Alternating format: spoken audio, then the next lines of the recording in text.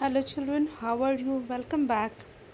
Now in the first module we have already been learning about the agriculture crops, the different types of crops, the various agricultural implements and the agricultural practices that the farmers perform. In the last video, we have also completed about the first process of the agricultural practices, that is soil preparation, which covers plowing, leveling, and fertilizers and its types.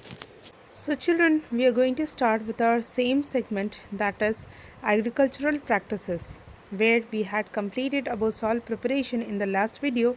Here in this video, we are going to start with the selection and sowing of seeds. Now, what exactly do we mean by that? Selecting good quality seed is the next important part of crop production. In India, a government body called NSC is responsible in the production of good quality agricultural seeds that has also helped in setting up seed testing laboratories in different parts of the country. So now come let us understand through an activity how seeds are being selected from the unhealthy ones. Now to separate healthy grains from the spoiled ones, we need a beaker, water and wheat grains. First, fill the beaker with water and then put some wheat grains in the beaker. Stir them and leave them undisturbed for some time. Observe the grains inside the beaker. After some time, you will observe that the grains have settled down at the bottom of the beaker while some float. Now, by this, we can conclude that the grains that have been damaged by insects tend to be lighter and thus float on the surface, and the healthy grains are heavier and thus settle down at the bottom of the beaker.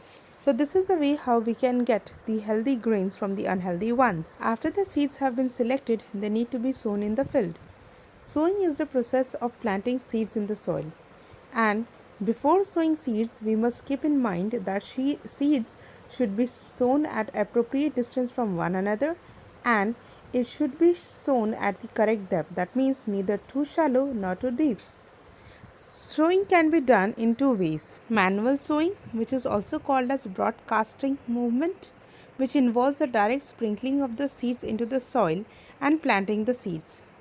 But this method does not ensure that all seeds are sown at the correct depth. The next way of sowing of seeds is by the seed drill. Seed drill can be pulled across the field using bullocks or a tractor, and the seeds sown are distributed evenly and at correct depth. Now let us move to the third part of the agricultural practices, that is irrigation. Irrigation is the artificial application of water to the soil for assisting the growth of crops. Water for irrigation is obtained from well, rivers, lakes, reservoirs, and etc. They have been divided into two broad categories, that is, traditional and modern methods. The traditional method of irrigation leads to the method of water supply to the crops in a cheaper but often lead to the wastage of water. For example, Dhekli, Chain, Rahat, and Moat. Whereas the modern method of irrigation, that is, the drip irrigation and the sprinkler irrigation, are such methods which are used for in saving water. The sprinkler method is involved the pumping of water under pressure through nozzles and spraying over the soil like artificial rain, whereas the drip irrigation is the method that involves the use of pipes or tubes with very small holes to deliver water drop by drop directly at the base of each plant. This method is useful to the areas having shortage of water. Now let us move to the fourth part of our agricultural practices, that is weeding and crop protection. Sometimes the undesirable plants called weeds grow along with the crops. For example, amaranthus and Chenopodium. Weeds need to be removed as they start competing with the crops for air, sunlight and nutrients. Some of them may even be poisonous to human beings and animals. So, the process of removing of weeds is called weeding, and it can be done either manually or by using chemicals called weedicides.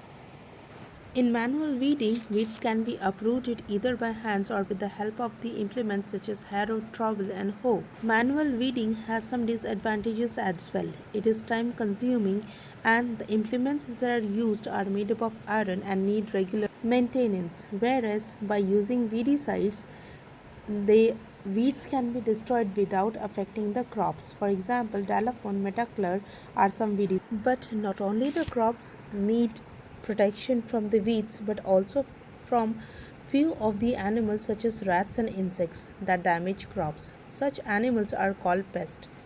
Most of these pests can destroy by using chemicals called pesticides. Now let us move to the next part of the agricultural practices, that is harvesting. The process of cutting and gathering of crops is called harvesting.